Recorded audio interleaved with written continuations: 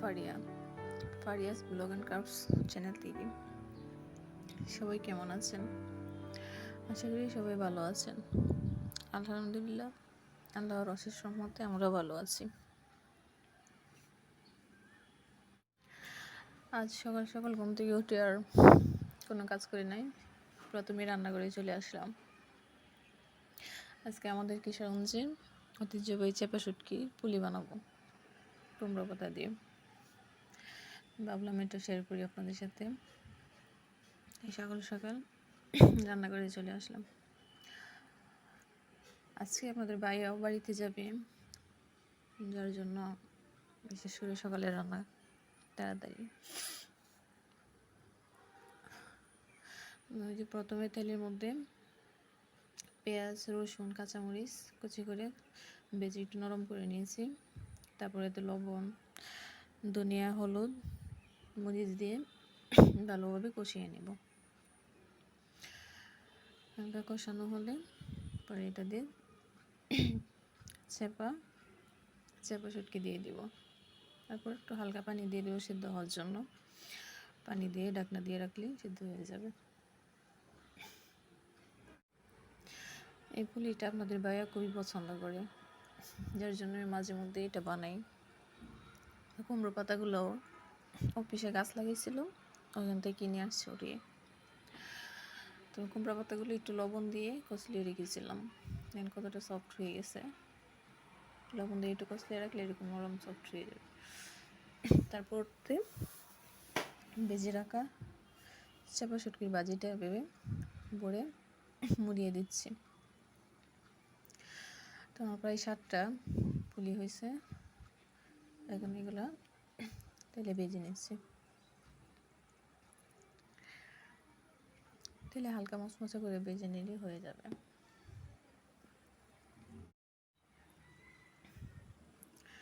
তো এবার আমি দিয়ে দিচ্ছি সব কয়টা তেলের মধ্যে।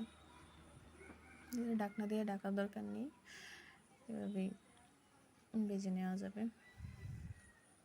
ও পুরো চ্যানেলটা আমার নতুন, এমনি সারাদিন যতই বক বক করি জানি না, ভিডিওতে কথা বলতে আসলে কেন জানি এত আনইজি লাগে, সব কিছু গুছিয়ে বলতে পারি না, কেমন জানি একটা লাগে। তো তারপরেও যদি আমার ভিডিওটা ভালো লাগে কারোর কাছে, পুরো ভিডিওটা দেখবেন আশা করি, না টেনে। আর ভালো লাগলে একটা লাইক, একটা কমেন্ট করে দিবেন। লাইক, কমেন্ট, ভিউজ আসলে উৎসাহ পেয়ে হয়তো নেক্সট আরও ভালোভাবে এগিয়ে যেতে পারবো। সবাই সাপোর্ট করবেন তোমাকে। তো বাজিগুলো প্রায় হয়ে গেছে, এখন আমি বেসিনটা পরিষ্কার করে নিতেছি। আমি রাতেই মোটামুটি সব কাজ গুছিয়ে রাখি, থালাবাটি বেসিন পরিষ্কার করে রাখি। তারপরেও সকালে রান্না করতে যায় দেখা যায় যে হালকা পাতলা ময়লা হয়েই যায়, ওটা আমি গুছিয়ে নিচ্ছি। একবারে বেসিনটা পরিষ্কার করে নেব।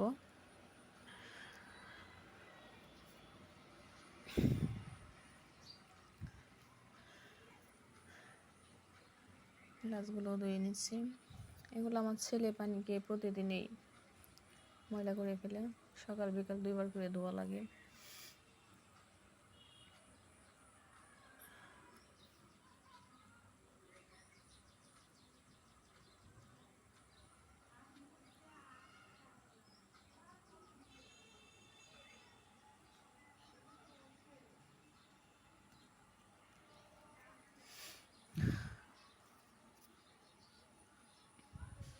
আজ সকাল সকাল উঠে গেছি, তো মনে হচ্ছে সব কাজ জানি তাড়াতাড়ি হয়ে যেতেছে। মানে সকালবেলার কাজগুলো সত্যি অনেক তাড়াতাড়ি হয়ে যায়। বাচ্চারা ঘুমায়, এই সময় একা একা কাজ করতে বিরক্ত করে না, ভালোভাবেই করে নেওয়া যায়। সকাল সকাল ঘরটা গুছিয়ে নিতে পারলে মনে হয় যেন সারাদিনের অর্ধেক কাজ হয়ে গেছে। যদিও বা ঘরটা খুব বেশি সময় গুছানো থাকবে না, আমার বাপজান 1 ঘন্টার মধ্যে আবার আগের অবস্থায় নিয়ে আসবে। তারপরেও তো ঘুম থেকে উঠে সকালবেলা সব কিছু গুছাতে হয়, এলোমেলো দেখতে লাগে। সব গুছিয়ে নিচ্ছি। আপনাদের ভাই আরও গোসল হয়ে গেছে, চলে আসছে, খাবে। অবশ্যই ফাঁকি রেখে নিছে। আমি 10 বাজে করছিলাম ডিম দিয়ে, আর বড় মাছ রান্না ডাটা দিয়ে। তো খাওয়া হয়ে গেছে, তখন আমি ছেলেকে খাওয়াবো। খাওয়ানো শুরু করছি। বাচ্চাদের কি যে একটা বায়না, ওদের খেলনার সাথে আবার মোবাইলও লাগে, সাথে আবার গল্প বলা লাগে। খাওয়ানোর জন্য ওদের হাজারটা বায়না। ওদের খাওয়ানোটা জানি সবচেয়ে কঠিন কাজ। তো ছেলেকে খাইয়ে আজ ওর বাবার সাথেই পাঠিয়ে দিলাম মাদ্রাসায়। আজকে আমি গেলাম না, একই টাইমে যেহেতু বের হচ্ছে তাই দিয়ে দিলাম, বাবার সাথে চলে যাব। তোকে পাঠিয়ে দিয়ে মেয়েরে ঘুম থেকে উঠালাম, মুখটু ধুয়ে পরিষ্কার করে দিচ্ছি, পরে আবার খাইয়ে দিব। ও রাত্রে খুব একটা ঘুমায় না, তো সকালে অনেক দেরি করে ওঠে, নাটক দেওয়া পর্যন্ত উঠতে পারে না, উঠে তারপর খাইয়ে দিতে হয়।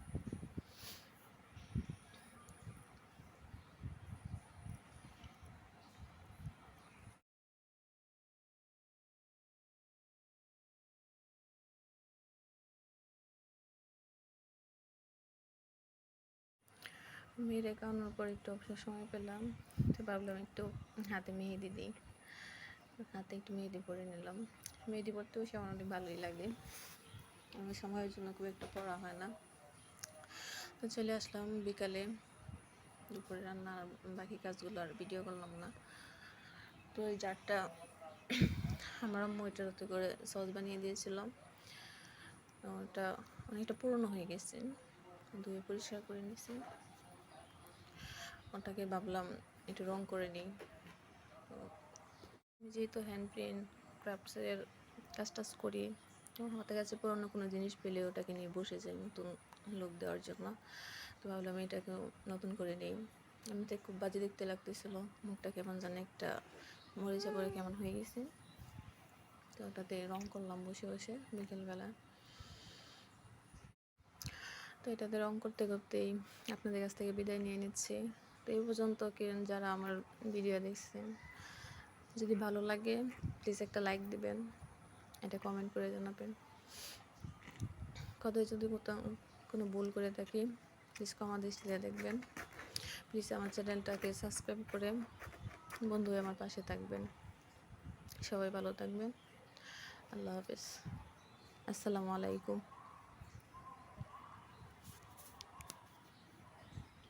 গত কয়েকদিন আগে আমি খুব ইন্টারেস্টিং একটা অ্যাপের সন্ধান পেয়েছি, যেটা আপনাদের সাথে